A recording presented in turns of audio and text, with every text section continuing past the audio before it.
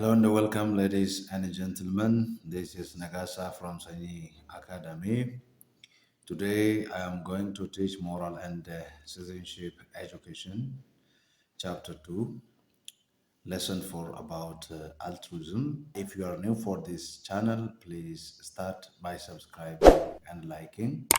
And if you are already family to Sanyii Academy, start to watch this video by liking, commenting, and sharing. You can also have access to this academy through social media links that are listed on this channel. Having said this, I directly proceed to today's lesson. In today's lesson, as I just told you, we are going to focus on altruism. Altruism is another section that we are going to talk about in chapter 2.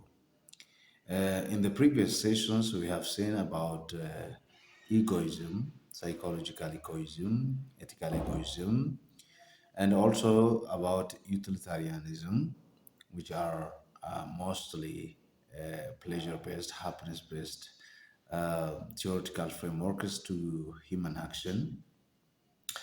In this lesson, we are going to focus what altruism is and how it drive human action, or what sort of actions and arguments are supported by altruism. In altruism, an action is right if the consequences of that action are favorable to all except the actor.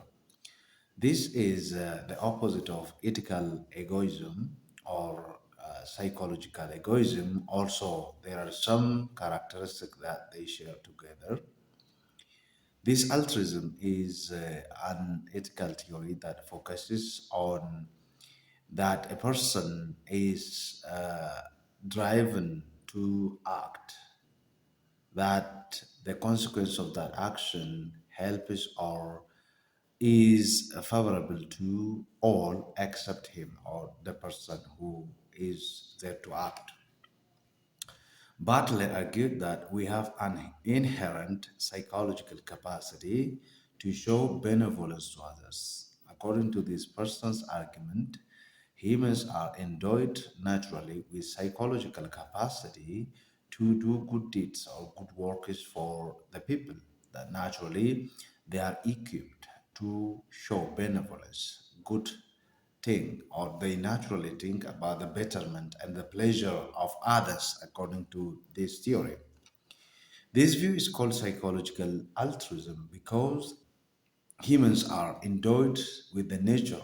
Psychology is all about nature of humanity. That says humans are naturally entitled and given the capacity to help others without considering their own good in the actions they do. So this view is considered as psychological altruism. This psychological altruism maintains that at least some of our actions are motivated by instinctive benevolence. This means, according to their argument, if not all of our actions, but some are caused and motivated by the instinct, by the nature and psychology to do good deeds, good works for the betterment of others. There are so many people that think they have to do good things for the people because that good thing has to be done for those people who are around that person, except him. He does not or she does not focus on the consequence of that action that produces the good for the agent. Rather, it focuses on the betterment of the rest or the many people around him or her. Psychological altruism holds that all human action is necessarily other centered and other motivated. And this is another argument that is developed by psychological altruists, that all human actions are motivated by the instinct, by the interest to do good works or good deeds for those people around him or her, not for the good of the agent. One of the critics and one of the points that I just to point out here is if that action by itself is done for the enjoyment and satisfaction of that person, or being benevolent to other people itself gives satisfaction for that person, still it is not free of critics, because there are people who do works or actions just to get satisfaction by helping others. If this thing is the motivation, the reason for that person to do, then still it is in question whether that person is selflessly doing it for the good of others. Altruists are people who act so as to increase other people's pleasure. So these people, altruists, always think to increase the good of the people, and without considering their own satisfaction. But the question is how much they are sure and certain that they do these sort of actions for the good of other people. They will act for the sake of someone else, even if it decreases their own pleasure and causes themselves a pain. Um, this kind of argument is there already. There are people who selflessly help others by putting themselves in danger, in pain, to the cost of paying their life, to the cost of sacrificing their own health. There are people. But still, the question is how much that is true, because there are some people who want to get fame, want to be known, even at the cost of their life. So these are people who just do and work for the pleasure of other people. We can differentiate egoists and altruists' desire in the following way. There are some instances, some aspects in which we differentiate egoists from altruists by using some sort of litmus tests that can help us to distinguish them. One's desire is egoistic if and only if it concerns what one perceives to be or the benefits of oneself and not anyone else. If the action and the desire that we do that action for is encircled and focused on the betterment of the agent, then that action is egoistic.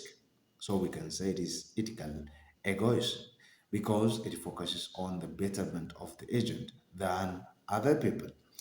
And the other one is, in the contrary, one's desire is altruistic if and only if it concerns what one perceives to be the benefits of at least someone other than the agent. If the action focuses on the betterment and the pleasure or the benefits of someone else except the agent, then the action is altruist action. From that perspective, we conclude that that person is doing it altruistically. Otherwise, if it encircles and emphasizes on the agent's desire and interest, then it is egoist.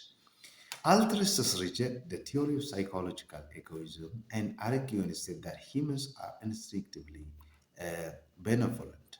They say humans are not psychologically focusing on their own betterment, rather, they focus on the betterment of others. They don't agree, but there are also some people who focus on their own betterment naturally, which is also contradicting with the theory of egoism and altruism.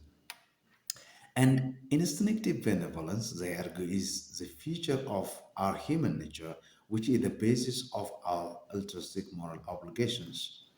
So humans are created to show goodness to the people, to help people feel better. That is what our human nature is, they say. So, benevolence is what humans have to do, what humans have to act in order to help each other and live for the goodness of other people. Otherwise, it is not as psychological, egoists or ethical. Egoists say that humans are selfish. Humans are not selfish according to this altruism. Humans are benevolent. They are naturally and psychologically made to even sacrifice their own interests and desire for the sake of others, for the goodness of others. And they argue in this way. Generally, we have seen today altruism. Altruism is the situation or the condition of doing something pleasurable, something good for the betterment of other people than or accept the agent. The agent does not focus on the amount of pleasure or happiness or goodness he gather or mount from the action he does. Rather, the purpose and the center of his or her action is the good of the others, even at the cost of his life or at the cost of just experiencing pain.